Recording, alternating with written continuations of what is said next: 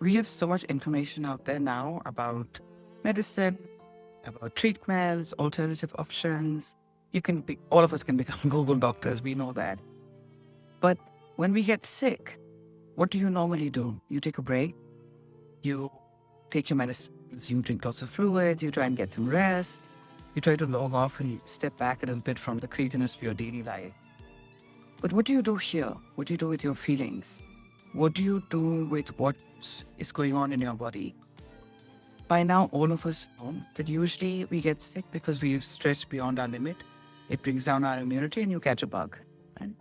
It could be a cold, it could be a migraine, it could be the flu, it could be something a little bit more serious. And overall, traditional medicine relates the connection between emotional well-being here, right, and what's happening in the body. Whether you study Sorapa, which is the Tibetan form of medicine, or you study Ayurveda, which is the Indian medicine tradition, or medicine which is over 10,000 years old, whether you study traditional Chinese medicine, and every culture has its own indigenous. We smart ones like to, call it alternative medicine, but that's the medicine that's been there for all thousands of years. Conventional modern medicine is only a few hundred years old. And when you go to a homeopath or when you go to a naturopath of any kind, they always ask you what's going on with you.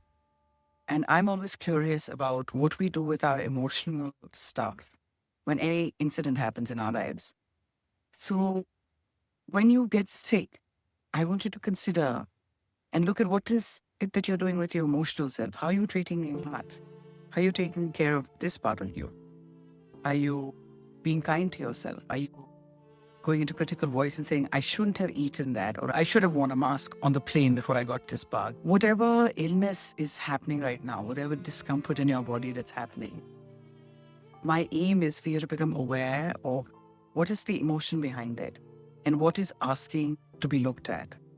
My teacher, Diana, always says that illness is often a boundary. It's a boundary to say, I can't do what I'm doing. And my body is just like, buddy, I'm done. I don't have it in me.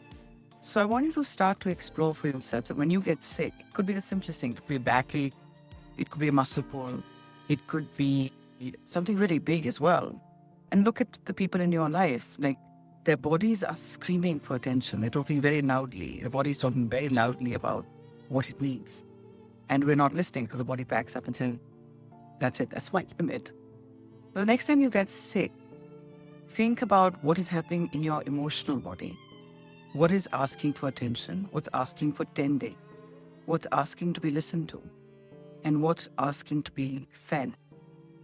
Because I think in this day and age, we know so much about diet and intermittent fasting and all these various things that everyone's trying. And there's merit in all of them.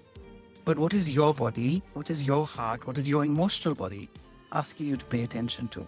And how can you take care of that?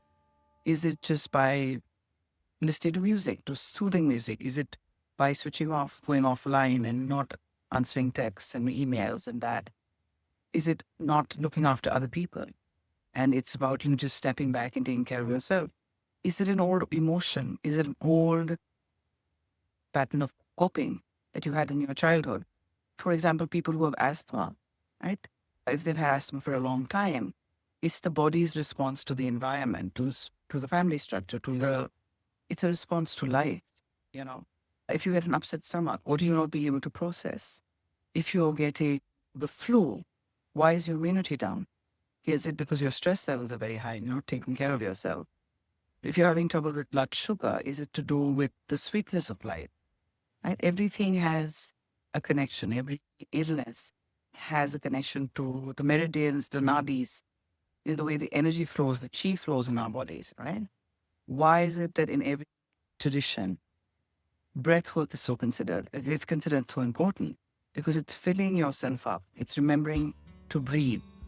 So what are you being asked to remember about yourself? And what's the gentlest, kindest way to approach this? Not from a, why didn't you do this and you haven't gotten it right, but from a very, very simple, what is my being? What is my body trying to get my attention to?